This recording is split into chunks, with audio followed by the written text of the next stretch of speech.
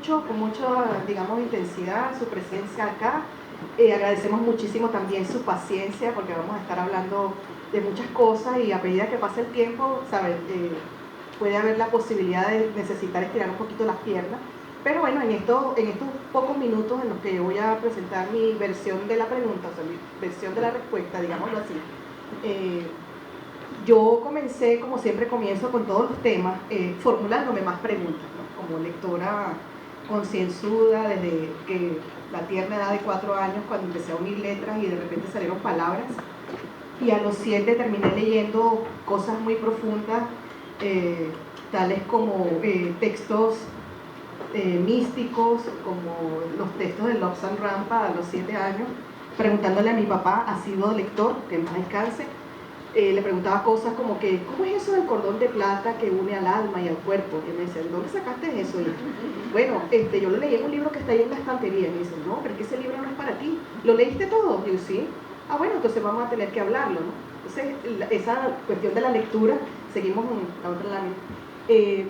Yo me hago varias preguntas, ¿no? Entonces, en este gráfico, yo intento colocar en visual, ¿no? Para entenderlo mejor, ¿cómo veo yo eso, ¿no? Cuando hacemos la pregunta lingüística versus literatura, pareciera que las dos cosas están separadas y que hay una tormenta que las divide, ¿no? Es digamos, un torbellino que no permite que las dos áreas se mezclen, ¿no? Esa sería una posible interpretación, pero lo podemos ver de otra forma. Algunas lecturas que hemos hecho en el transcurso de los años nos pareciera sugerir que será que la literatura es parte de la lingüística, o sea que dentro del área grande de la lingüística entra la literatura también. Es una posible pregunta. Otra, lingüística y literatura como dos áreas separadas pero que dialogan entre sí y que de vez en cuando tienen que encontrarse o se encuentran con frecuencia, como aquellos novios a distancia, porque se ven un rato y luego pasan varios días sin verse, ¿no? Pudiera ser. Me encuentro con este texto de Roman Jakobson que fue fundamental en el año 1959. Él hace un cierre en una conferencia donde nos señala allí la necesidad de que estas dos áreas, lingüística y literatura, estén en eterno, digamos, en un eterno diálogo y en un encuentro frecuente.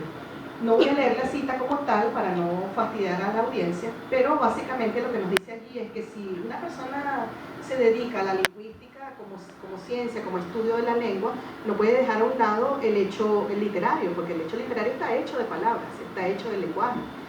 Y asimismo, el que se dedica al estudio de la literatura, como crítico literario, analista de la literatura, profesor de literatura, que entra dentro de una gran área que llaman poética, y que sería muy extenso hablar de ella en profundidad en este momento. Una persona que se dedica a la literatura y que obvia las herramientas que puede proporcionar la lingüística para el análisis literario, para la comprensión del texto que está hecho de lengua, ambas situaciones son sendos flagrantes anacronismos. Es decir, ya en 1959 ya se decía, porque la separación debe haberla de algún modo entre las áreas, porque definitivamente cada una tiene un objeto de estudio muy específico, tiene sus propios métodos, tiene sus propias teorías, está muy bien, pero debe haber también ese encuentro. ¿Cómo proponemos ese encuentro? Vamos a hacer una última. Bueno, a propósito del Día del Idioma, yo quise traer uno de los sonetos de Shakespeare, el cual tampoco voy a leer para no extender mi intervención, pero es un soneto muy conocido porque tiene, como pueden ver allí subrayado, yo lo resalto allí, la palabra will repetida cualquier cantidad de veces, ¿no? Así que todo el texto está hecho de will. El soneto 135, cuya traducción es literalmente imposible. Hacer una traducción al castellano de este soneto implica dejar a un lado una cantidad de elementos y tomar decisiones como traductor para entonces darle sentido. Nos olvidamos de la métrica, de la rima y nos dedicamos al contenido o nos fijamos en el contenido, pero ¿cómo vamos a interpretar el significado de will cuando aquí hay una polisemia, una cantidad de significados que juegan al mismo tiempo? Yo señalé algunos. Entonces dice, poder de la mente para tomar decisiones y actuar según las mismas a pesar de las dificultades u obstáculos. Una posible definición de will, ¿no? El castellano. Otra, lo que se desea o se tiene intención de hacer. Una fuerte voluntad o determinación, actuar de un modo determinado o una intención. Un sentimiento determinado hacia otra persona. Claro, yo no coloqué allí otros significados. Uno de ellos es que en la época de Shakespeare, will era un diminutivo para referirse al órgano sexual masculino. Entonces eso le agrega otros significados al texto en la medida que se lee. Pero observen que en la última línea dice, no pienses en todos, sino en uno solo, en mí, en el único, Will. ¿Y quién es Will? William Shakespeare. Entonces todo el texto tiene una gran belleza por todo, digamos, la manera como estéticamente está arreglado el texto para dar un significado que puede variar según la interpretación y el cristal con que se mire, que esa es otra de las virtudes del análisis de textos, no solo del literario, sino de cualquiera. Seguimos entonces. Bueno, algunos teóricos proponen que la lingüística y la literatura tienen su encuentro en como una especie de interfaz, en una disciplina, un modo de hacer las cosas que se denomina la estilística, que estudia el estilo. Para estudiar el estilo, entonces hay que tomar en cuenta herramientas de la lingüística, propias del análisis de la lingüística y por supuesto el elemento estético que nos provee la literatura. Entonces ahí está esa propuesta. ¿Seguimos? En la maestría en enseñanza de la literatura en inglés, en el Pedagógico de Caracas, que tenemos aquí en el Departamento de Idiomas Modernos, junto con la maestría en enseñanza del inglés como lengua extranjera, abordamos algunos aspectos de la lingüística y de la literatura.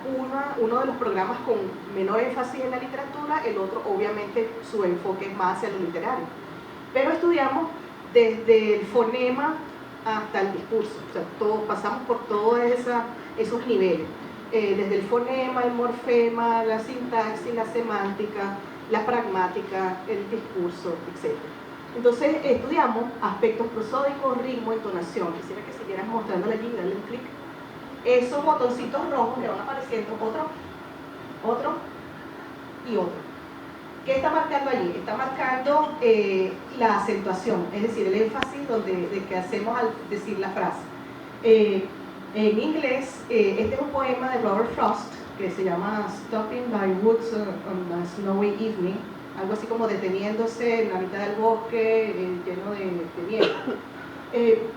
¿Qué pasa allí? Todo el poema está arreglado a un ritmo que está representado acá. Entonces lo representamos, digamos, como un ritmo de dos secuencias, de dos golpes, uno más débil y uno más fuerte. Ta, ta, ta, ta, ta, ta. Ese aspecto fonético puede sugerir muchas cosas, por ejemplo el latido del corazón, ta, ta, ta, ta, ta, ta, ¿verdad? El andar de los caballos, el cabalgar de los caballos, los cascos, ¿no? Ta, ta, ta, ta, ta, ta. Y todo el poema va en esa misma función. Es interesante que para el análisis del poema tomemos elementos que han desarrollado muy bien desde el aspecto de la fonética, la fonología, desde la lingüística. Fíjense cómo se integran, ¿no? Entonces, whose woods these are, I think, I know. Ta, ta, ta, ta, ta, ta. Bueno, también, si pasas a la lámina anterior, por favor. Sí.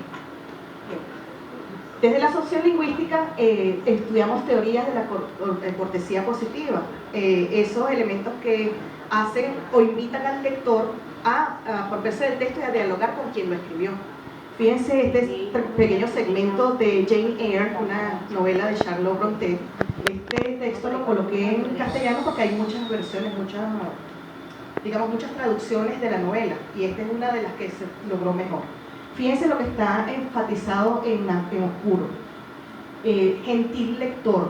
Es un llamado directo del escritor, de la escritora Charlotte Brontë, al lector, para que se asocie con ella y sea cómplice de lo que está sucediendo en el mundo creado por la escritora. Entonces, Dios quiera, gentil lector, que nunca sientas lo que sentí entonces, que tus ojos, es decir, estamos haciendo una conexión allí, ¿no? Que tus ojos nunca viertan lágrimas tan vehementes, dolorosas, torturantes, como las que brotaron de los míos. Estamos conectando tus ojos con los míos. Ojalá que tus ojos no tengan la experiencia que yo tengo. Este es el momento en que ella se separa de su amado Rochester, el señor Rochester, y entonces siente ese dolor, ¿no? Por la pérdida. Fíjense que la sociolingüística nos habla entonces de esos elementos de la comunicación, cómo nos relacionamos unos con otros, y eso es parte de la lingüística, pero es una herramienta para la literatura. ¿Seguimos? Bueno, ahí está el poema, no lo voy a leer, ¿sigue? voy cerrando con otras precisiones allí, por favor. Lingüística y literatura para cambiar al mundo. Bueno, John Lennon. Ahí está, ya lo identificaron, John Lennon. Podrás decir que soy un soñador, ¿sigue? Pero no soy el único. ¿Seguimos? Espero algún día te unas a nosotros. Fíjense que están esos elementos de comunicación entre tú y yo, ¿no? Que invitan mucho. Y el mundo será solo uno.